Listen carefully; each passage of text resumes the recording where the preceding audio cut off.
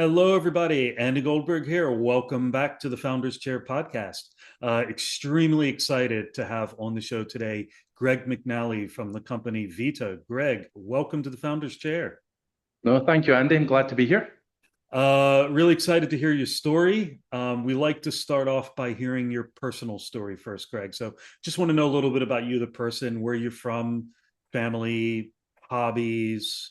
What do you get up to when you're not at work? Okay, okay. So I was born in Newcastle, which is relevant for a reason I'll come back to in a minute. Grew up in a town called Troon in Ayrshire, which is really lovely by the coast. Um, And ultimately, my kind of passions in life are football. So why those two locations are relevant, I'm kind of a believer in regional teams. So I follow Newcastle United and Kilmarnock, who are a season ticket holder at that club. They're a local team when I grew up. So football's a big part of my life. It becomes a bit tribal, doesn't it? Well, anybody who follows football will understand that. So when it comes to work, I did an accounting degree. I was a bit intrigued by accounting, and did an accounting degree at Stirling, and got a job offer from Deloitte. Now, Deloitte offered a job to do with VAT. And I thought, I don't know anything about VAT. I think in 4 years of university, we covered it for a week, if that. But I knew the company and I was attracted by the company and flattered that they were interested in me. So I took that job in Deloitte as a VAT consultant. Um, I moved to Glasgow at that point, and in Glasgow is where I met my wife. So I've been with my wife now for 20 years, of which we've been married for 17, I'll say. We've got two children, 15 and 5, which is a big age gap that I'm not sure I'd recommend, but you know what? The game of life is challenging at times, and you take what you're given. And we're delighted that we've got two children, Mitchell and Neve, who are both fantastic. Um, That sounds lovely. Like there's a big age gap between my wife and her younger brother. And so there's three older siblings and then a much younger brother. And they all looked after him. They take care from the parents would both go out to work, and there's always somebody there to look after the little one. So that and we're might be fun. Yeah, we're coming to that phase now with babysitting. Yeah. So like she wants a little bit of extra pocket money, which is okay. She's like her dad, she likes a deal.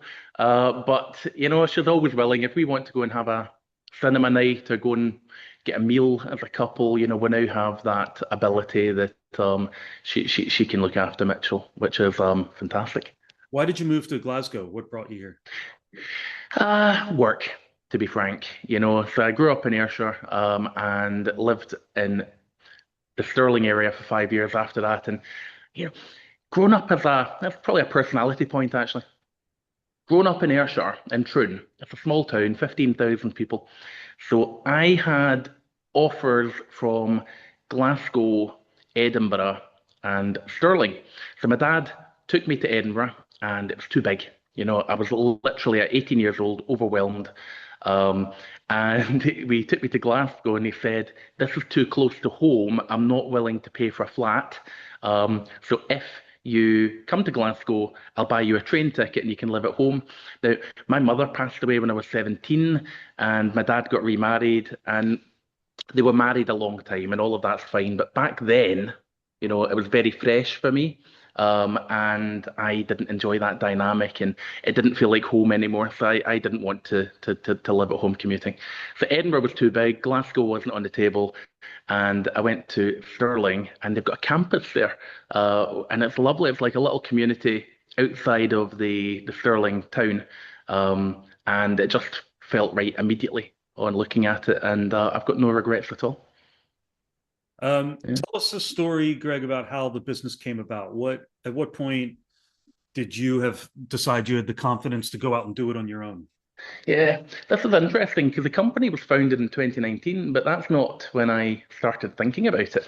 So we started thinking about this in 2013 or 2014, whereby I was working at PwC and my good friend Craig Strobel, who we'll come back to as we chat because he's with me at VITA. But Craig and I were both at PwC, and he had some personal tragedy in his life. So he ended up with a career break. And he was talking to PwC about coming back, and they couldn't quite fit a deal on that. So I was chatting to him, and an opportunity came up through one of my network, whereby a very large pension manager were looking to outsource their VAT contract. And I thought we could do this. Craig and I could set up a business and we could actually operate that contract. And we got round the dining room table, we created the concept, we even called it VITA. And it wasn't to be. And when we talked to that pension administrator at the end, the feedback we got was they really wanted to go with us, but two guys setting up a company, they couldn't take that risk, and they ended up giving it to a safe option. I went away and did my own thing, as did Craig. Interestingly, what I went away and did was I moved to a firm called Campbell Dallas with a thought process of getting a partnership there. And I did get the partnership there, which was good.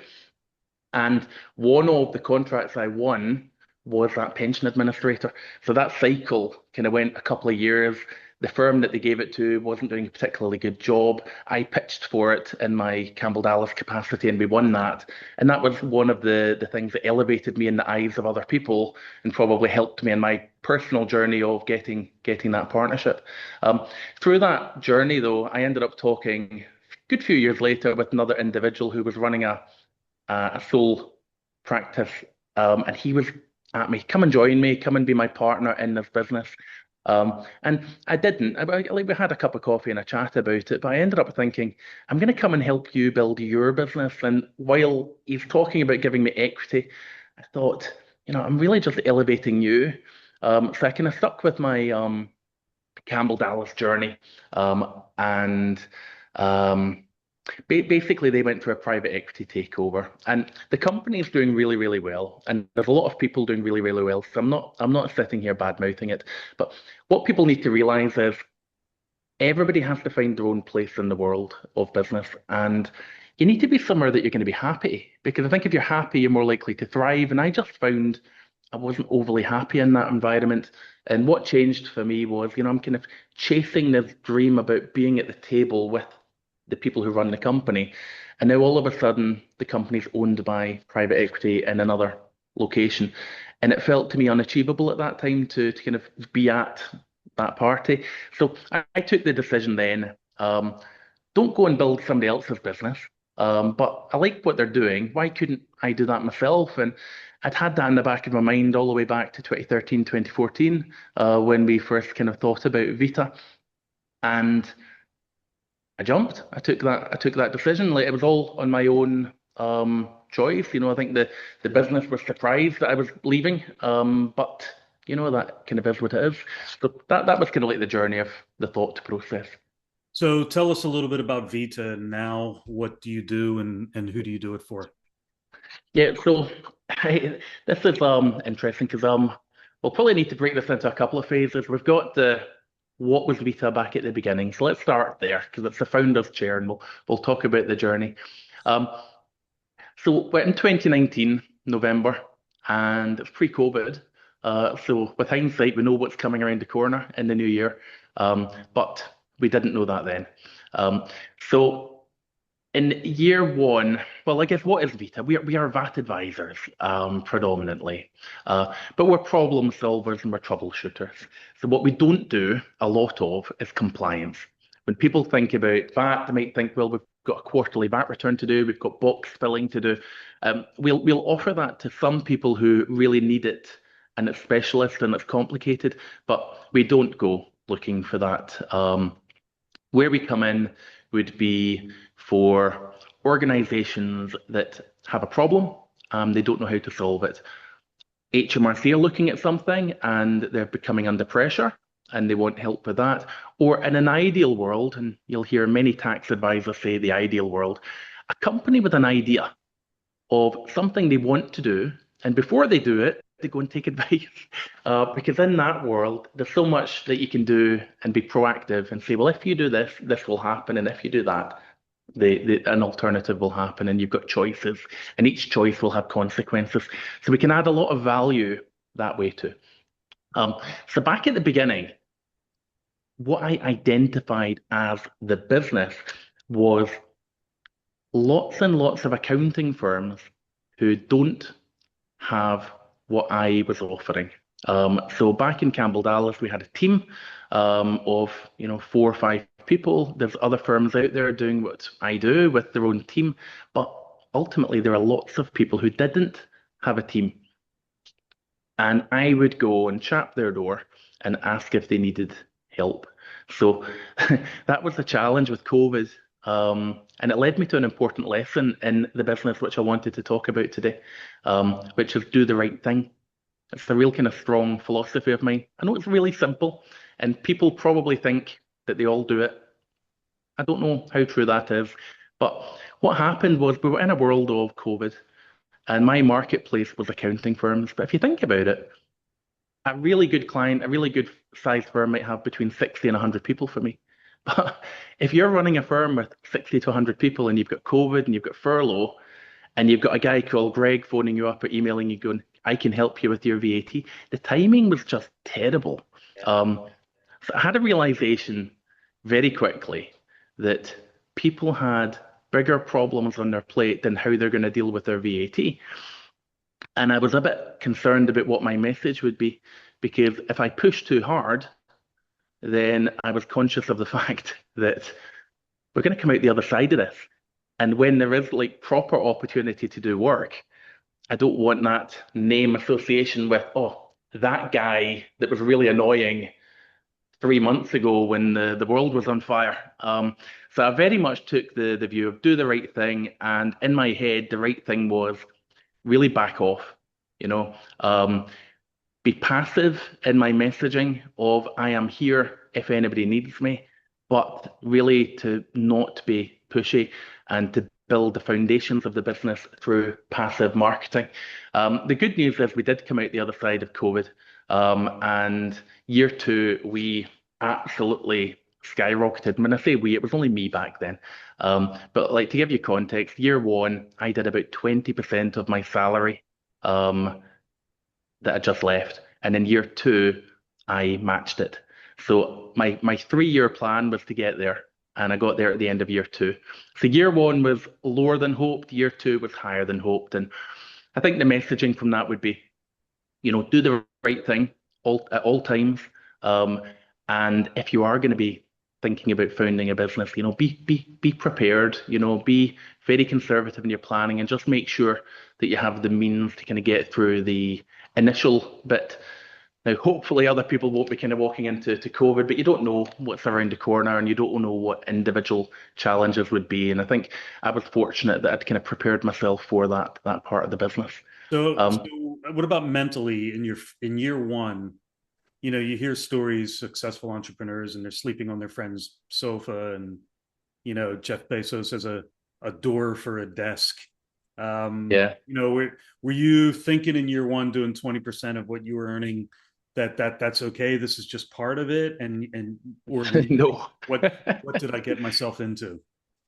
Yeah. I think in year one, I'd kind of come into a world of what's the worst case scenario? And I'd put a number of between 40 and 50% as being my worth. Like 100% was going to be year three.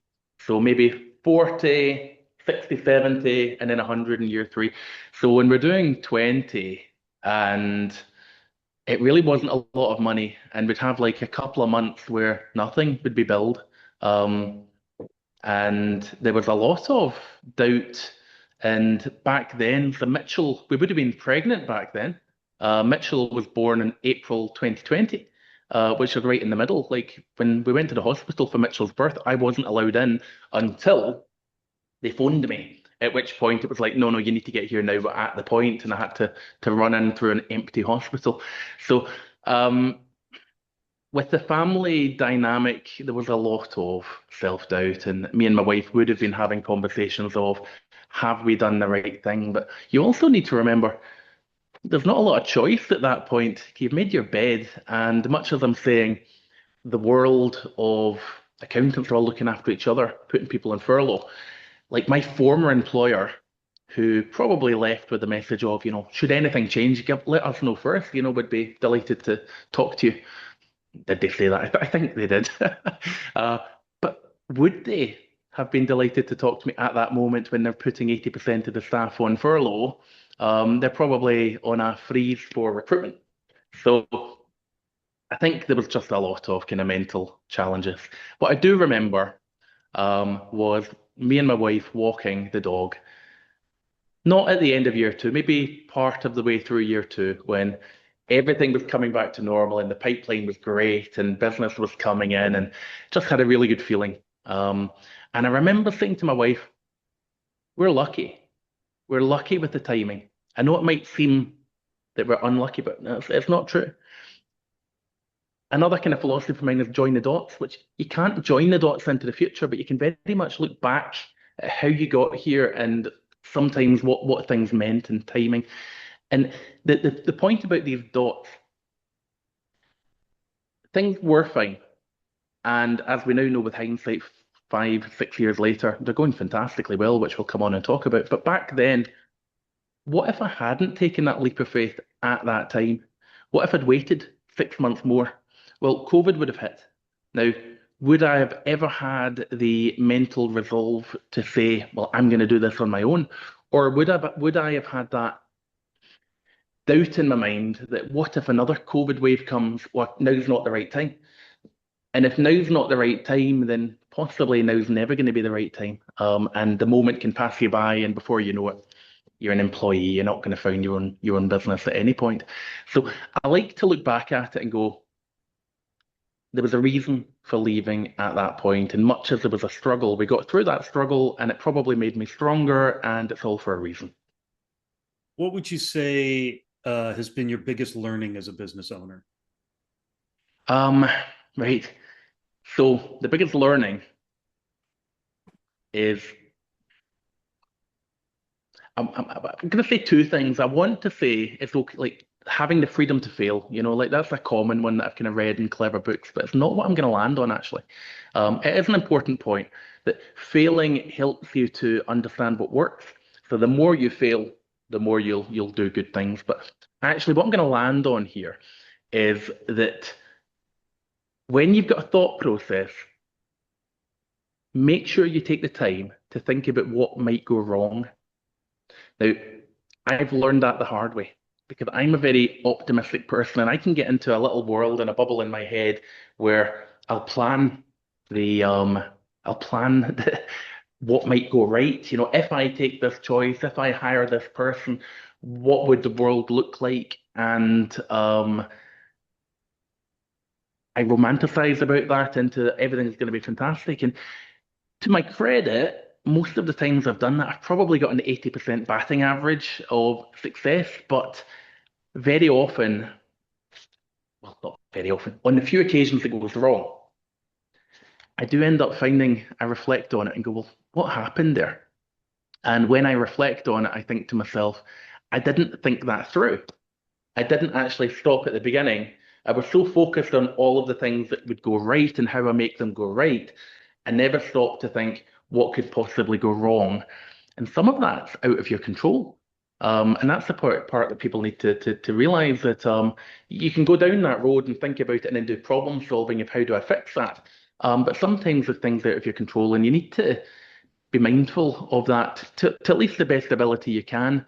Because I think on the 3, 4 times that things have gone wrong, they probably like as we talk about after, it's like oh, maybe we should have seen that coming.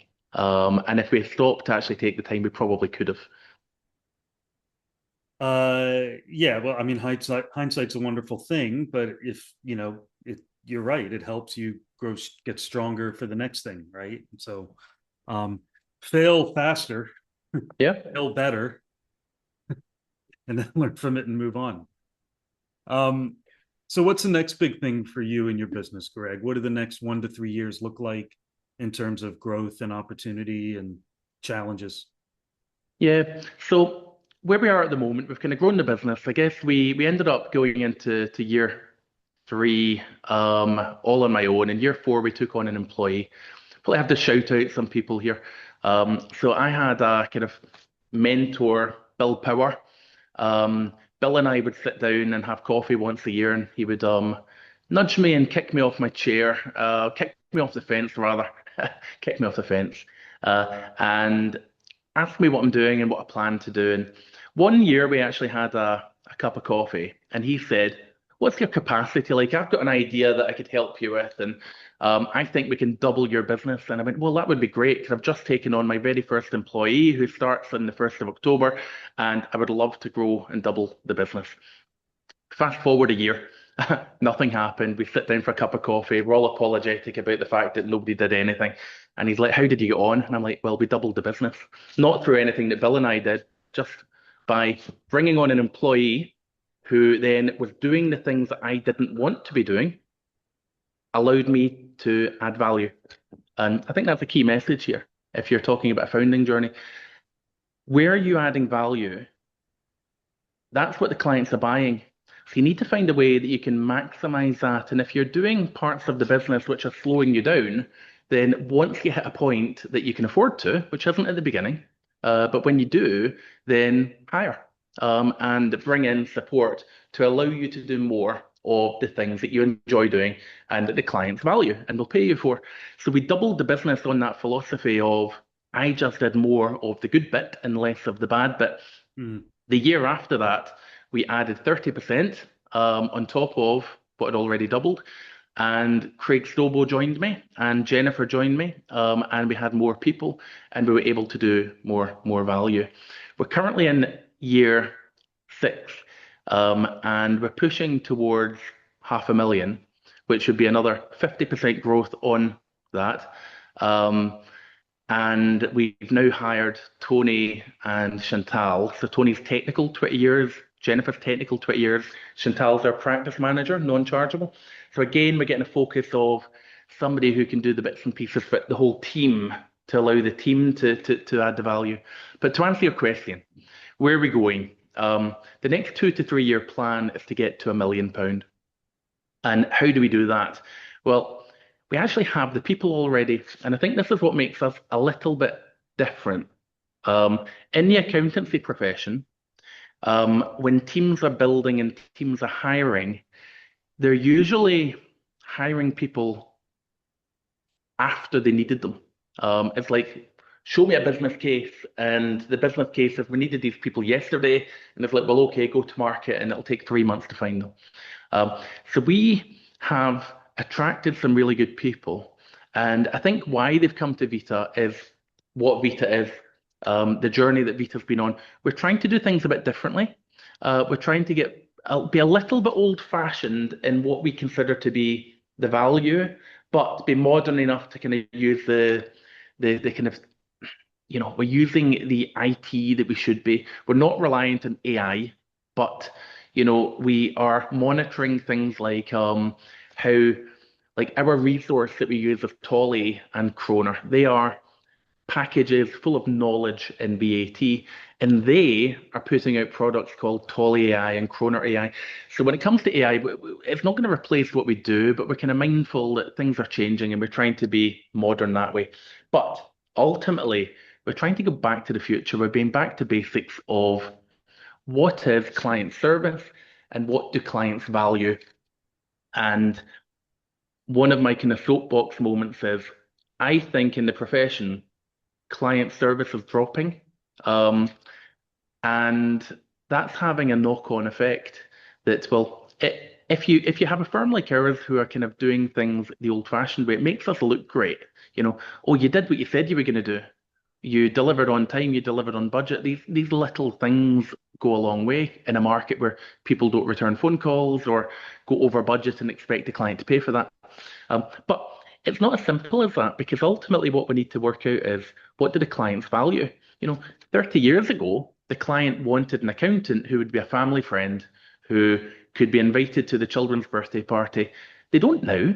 Clients don't want that. And in a world that client service is becoming a commodity, we have to be mindful of what clients actually value so we can deliver that. But ultimately, what I strive for at Vita and tell the team, identify that value and then just add a bit more.